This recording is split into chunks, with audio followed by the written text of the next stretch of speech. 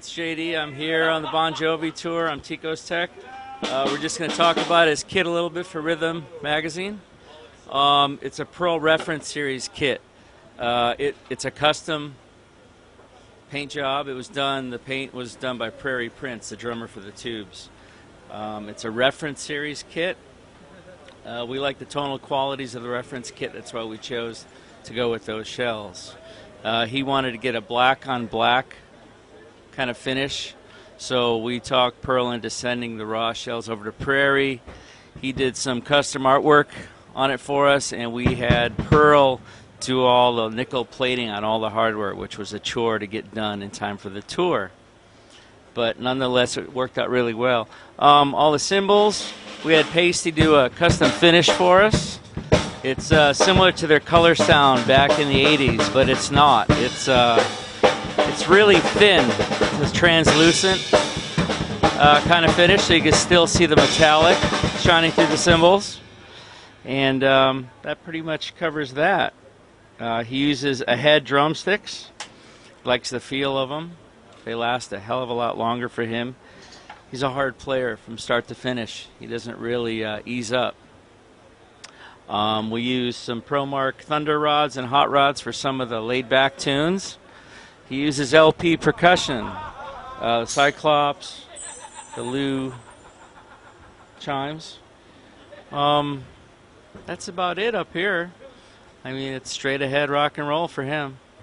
The tuning, he gives me carte blanche on that.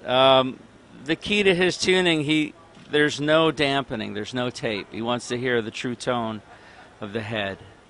So basically I start with the lowest floor tom and work my way up from there, so I can get those deep notes on the floors. He uses Coated Emperors, Remo. And on the kick drums we use Power Stroke 3s. And he uses DW 9000 pedals and hi-hats. He doesn't like the Pearl pedals. He's a creature of habit. He doesn't want to switch. We've tried numerous pedals, and it's just some of them he says they feel too smooth. He's got that certain feel he's looking for. So, in between songs, John's not one to stop and talk a lot. There might be 6, 7 songs in a row. He's a racehorse on the go. So, resuscitation mask, a couple blasts of oxygen, you're ready to keep going. So it works well. Okay, so during the show, Tico wears in-ears, molds of his ears. So basically, we've got a sub, low end behind him, and we got a little thumper on his stool, so you can feel the bass drum. But all his sound comes through these in-ear molds. Now I got an exact duplicate of his mix. It's wide. We have a monitor man down below who gives me all the stems, and I have his mix right here.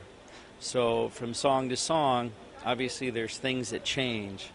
So I give him what he needs for each song. It's on a song-by-song basis. It's not like we set it and it goes. And he pretty much wants to be able to play along to the music, not just listen to something loud and blaring. So he gets what he wants and he's happy. That's how that works. So it gives me something to do during the show other than wait for something to go drastically wrong.